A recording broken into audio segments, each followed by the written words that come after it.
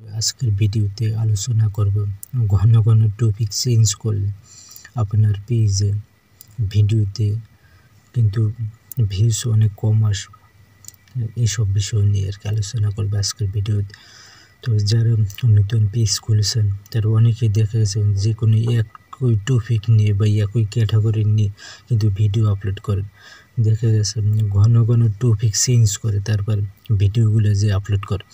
এই ঘন ঘন যে টপিক চেঞ্জ করে ভিডিও আপলোড করলে কিন্তু সেই ভিডিওতে কিন্তু ভালো পরিমাণ কিন্তু ভিউজ আসে না, ভাইরাল হওয়ার সম্ভাবনা খুবই কম থাকে।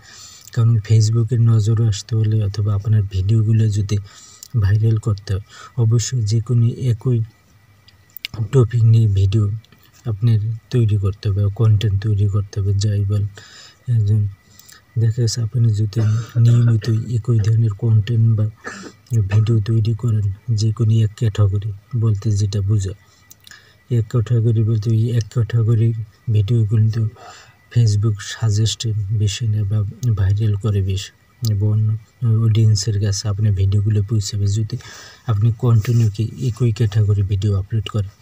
কারণ নতুন অবস্থায় দেখা যাচ্ছে অনেকেই কিন্তু একই ক্যাটাগরি ভিডিও আপলোড করে, দেখা যাচ্ছে এক এক সময় এক এক ধরনের ভিডিও আপলোড করে, যেন ঘন ঘন টপিক চেঞ্জ করে।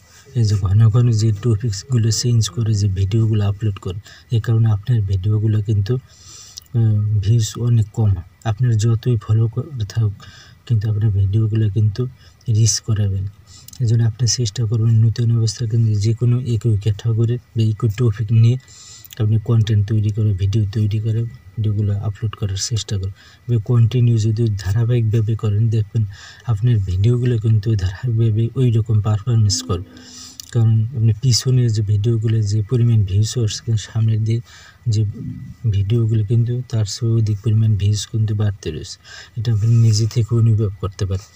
তাই যারা নতুন ইউজার আছেন তাদেরকে একটা পরামর্শ থাকবে, আপনারা নতুন অবস্থায় আপনার পেজের ক্যাটাগরির সাথে মিল রেখে ধারাবাহিকভাবে একই টপিক নিয়ে আপনারা কন্টেন্টগুলো আপলোড করেন।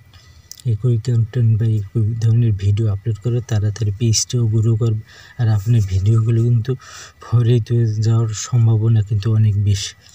আর ফেসবুক নিজে থেকেই দেখবে যে না আপনি ধারাবাহিকভাবে যে কোনো একই ক্যাটাগরি নিয়ে আপনি ভিডিওগুলো তৈরি করছেন বা একই টপিক নিয়ে আলোচনা করতেছে, তাহলে দেখা যায় আপনার ওই ভিডিওগুলো কিন্তু তার কন্টিনিউ প্রত্যেকটা ভিডিও কিন্তু ফরিত কিন্তু নিয়ে যাবে ফেসবুক নিজে থেকে।